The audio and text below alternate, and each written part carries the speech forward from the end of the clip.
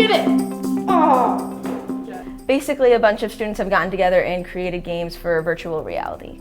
It's really cool because we have the film and new media students who are doing more of the modeling, and we have the coding students from the Rake School doing more of the tech side.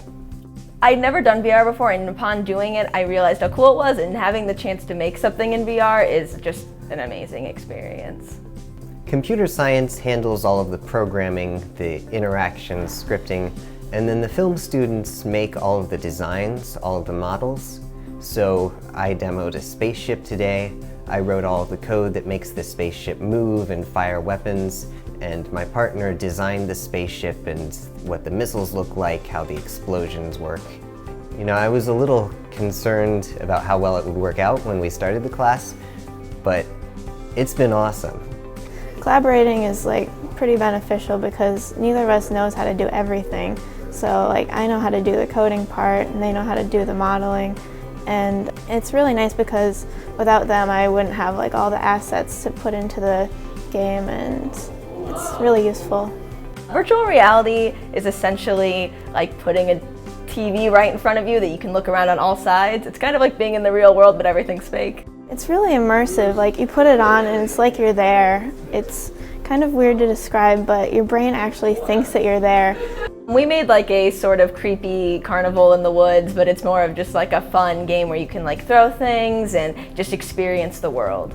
There's one that's doing a carnival setting where you're going to play some skee ball, hopefully, and they decided they wanted to do a cotton candy thing, so there's a cone that you can actually interact with in the headset, pick up, and dunk it into the cotton candy tank and bring it out, and it'll have a big pink puff on it or whatever.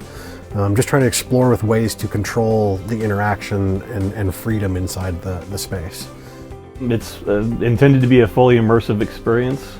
You're not just looking at one flat screen, you're able to look at every single angle, or look around it, feel like you're within that environment, and even to an extent feel like you can manipulate that environment. It's as close to reality as you can get it. You feel like you're actually sitting in a video game and you're within that environment, and it's weirdly natural. That's the biggest thing that really surprised me, is that once you get in, it's this, wow, oh, this environment around me isn't actually there and I'm seeing it. And then it's okay, now what can I do with the environment? And you just start interacting with it immediately. You start going in and playing with it. All right, who's next? We're calling it a sandbox course, where we're giving the students a sandbox to play in and explore and learn about things. And it's cutting edge technology, so it's brand new, and there's really not books on it or anything like that. For this mini project that they've only been working on for the last 3 weeks, they've been producing some outstanding stuff. Full-fledged Star Wars kind of simulations, or one group has built a fully working trombone in VR. And so we've been just floored by the progress that they've made in just the last 3 weeks. And we have high expectations for the next 10 weeks of what the major project is going to be.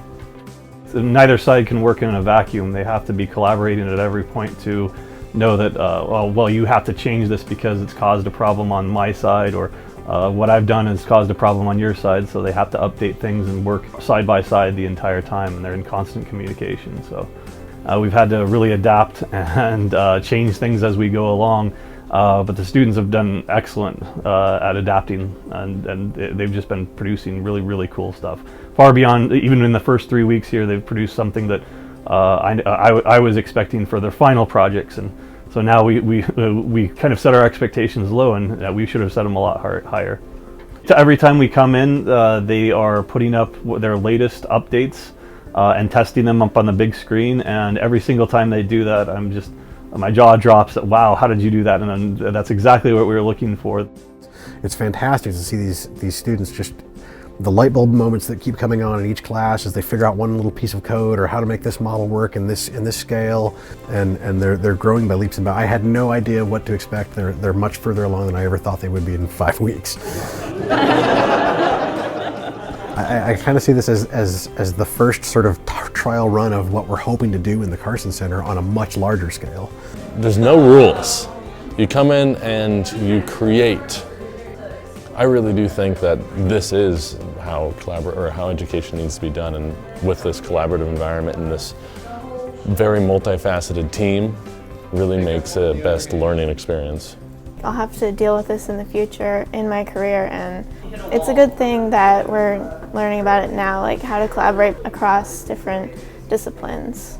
And when you mesh it together like this, it just works out really nicely. Everything is more intuitive, it looks better, it works better. It's the future.